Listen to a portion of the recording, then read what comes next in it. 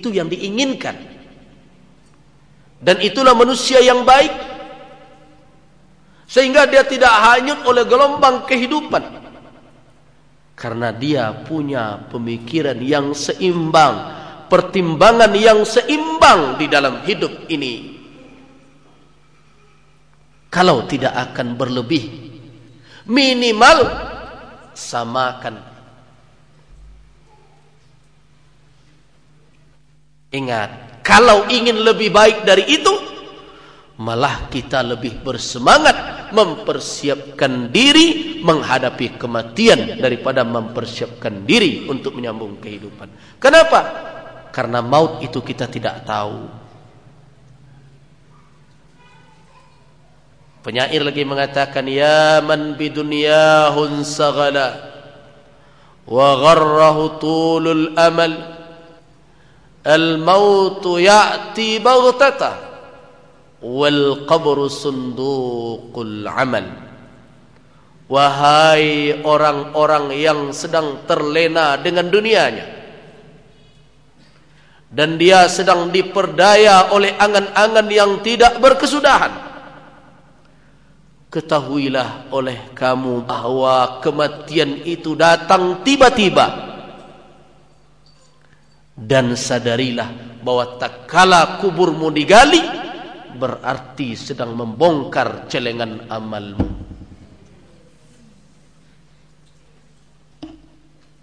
Al-mautu ya'ti baghtata. Banyak orang yang tidak sadar dengan tanda-tanda yang telah diutus oleh Allah. Banyakkah orang yang tidak sadar tanda-tanda itu telah datang kepadanya? Banyak. Allah telah memperingatkan bagaimana ayat-ayat itu didatangkan oleh Allah Subhanahu wa taala. Kulitnya yang dahulu tegang sekarang menjadi kendor. Matanya yang dulu terang sekarang menjadi kabur. Gigi yang dulu cukup gugur satu persatu. Tidak sadar ada nangkan duanya nyeragangnya. Padahal itu ayat, itu rusul, itu utusan Allah memperingatkan manusia. Makanya tak kala berdiri di cermin, jangan badak sesekali di kakok. Calik lo badan. Lagai amboyo iyo.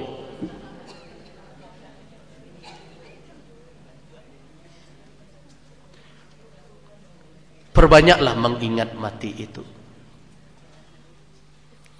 Di dalam hadis Rasulullah sallallahu alaihi wasallam memperingatkan kita,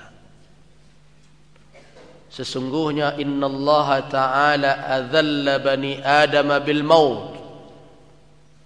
Sesungguhnya anak Adam ditundukkan oleh Allah dengan kematian. Anak Adam sering tidak tunduk, dia merasa mulia, dia merasa berkuasa. Tapi ingat, kematian mengakhiri kecongkakannya. Kematian mengakhiri kepongahan, kesombongan. Berakhir. Kalau maut yang sudah datang, tamatlah riwayat orang sombong.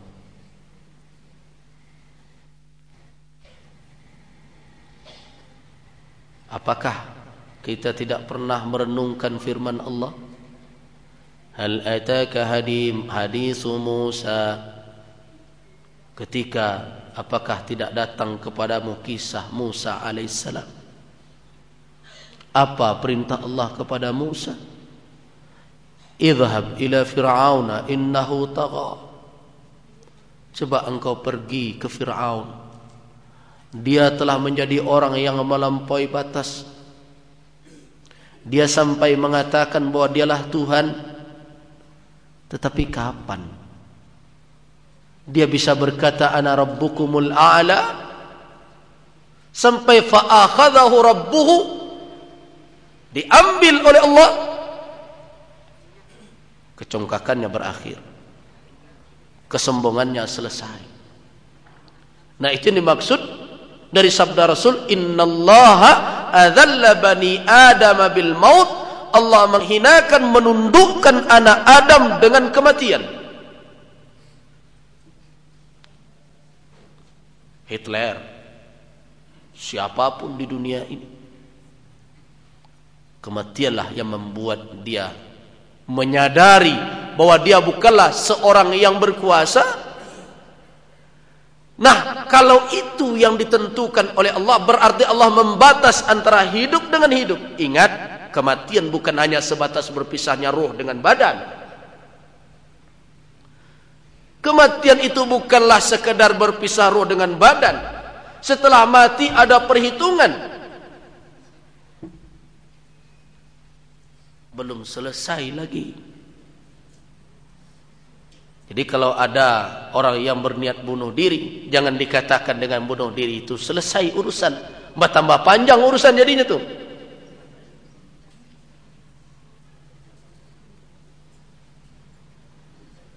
Belum selesai. Awal kehidupan akan dimulai lagi. Kehidupan di akhirat yang diawali dengan barzakh. Di situ sudah ada pertanggungjawaban. Manusia harus mempertanggungjawabkan apa yang dibuat selama dalam kehidupan ini. Karena itu ingatlah mati, agar kita bisa mempersiapkan diri menghadapi itu.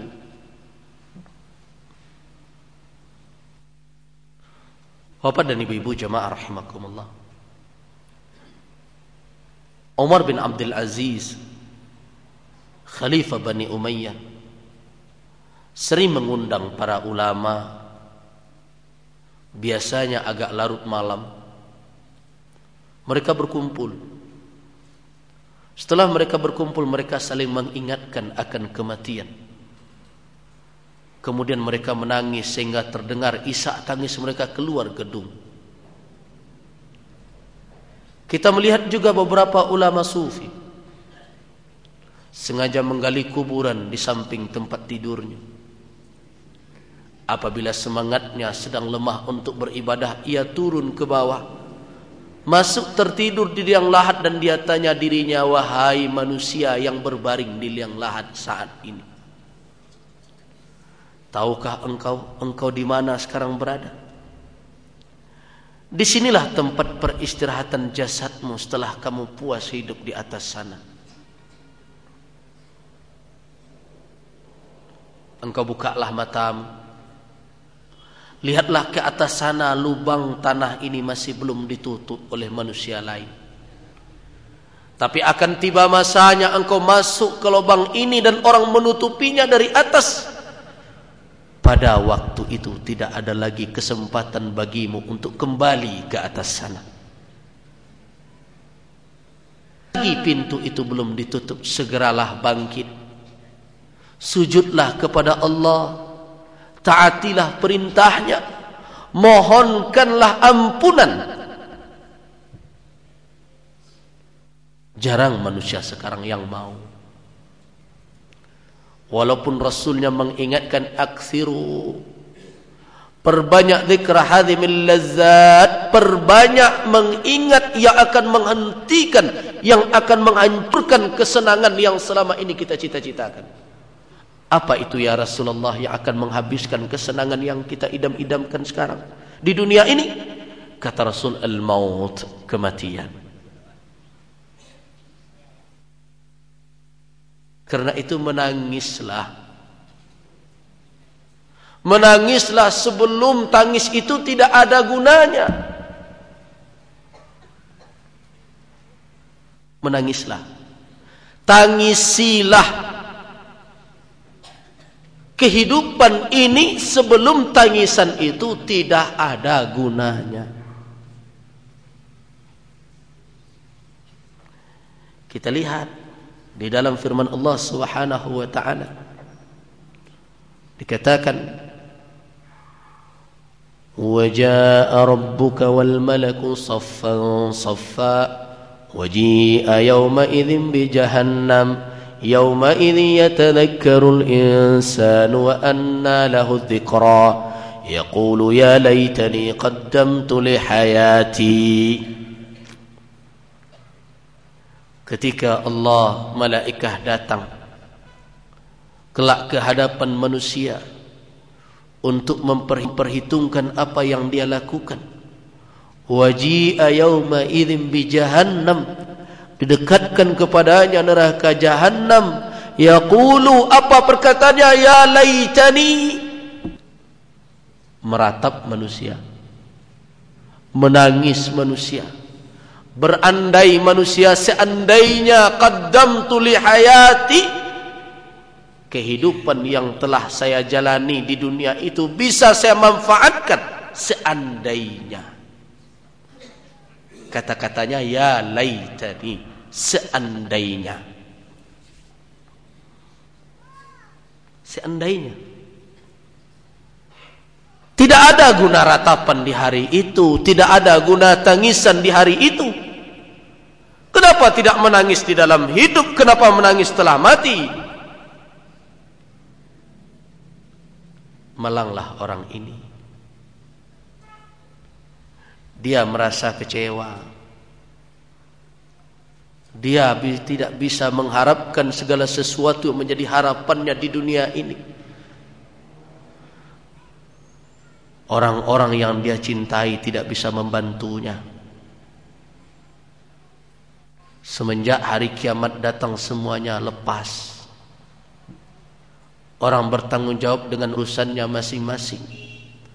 Fa idza ja'atis sakhah yauma yafirrul mar'u min akhi, ketika hari itu datang, hari yang begitu dahsyat tiba, orang tidak lagi peduli dengan saudaranya, wa ummihi wa abih, ibu dan bapaknya pun tidak bisa dia perhatikan pada waktu itu, wa sahibatihi wa banih, pasangannya dan anaknya pun terlepas, tidak bisa dia kuasai. Likulli imri'in minhum yawma idzin sya'nun yughni, masing-masing sibuk mengurus urusannya sendiri-sendiri.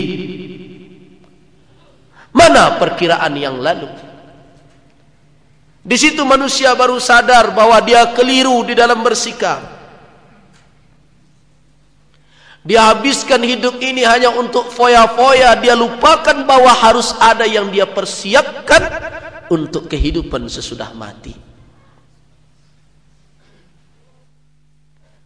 Ahasiban nas, apakah manusia akan dibiarkan? Tidak. Akan ada pertanggungjawaban. Allah ingatkan kita di dunia ini.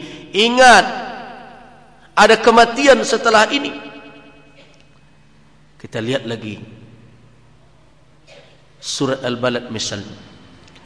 La uqsimu bihadzal balad wa anta hillum bihadzal balad wa walidun wa ma walad laqad khalaqnal insana fi kabad. Ayahsabu, apakah manusia mengira bahwa ia tidak akan bisa dijangkau, alla yaqdira alaihi ahad, sehingga dia begitu saja yaqulu ahlaktu malan lubada, saya berhak untuk memfoya-foyakan harta ini. Apa yang saya miliki kan ambo nak mencari, ambo nak mendapat, mengaja orang tunggu. Ayahsabu alla yaqdira alaihi ahad. Jangan begitu. Ada yang Al-Aziz, ada Al-Qadir, ada wa huwa ala kulli syai'in qadir. Dialah Allah. Nah, kalau kita sadar bahwa kematian pasti datang dan kita tidak bisa mengandalkan apapun, surah Al-Lumazah juga mengingatkan kita. Wailul likulli humazatil lumazah alladzi jama'a malan wa addadah yahsabu anna malahu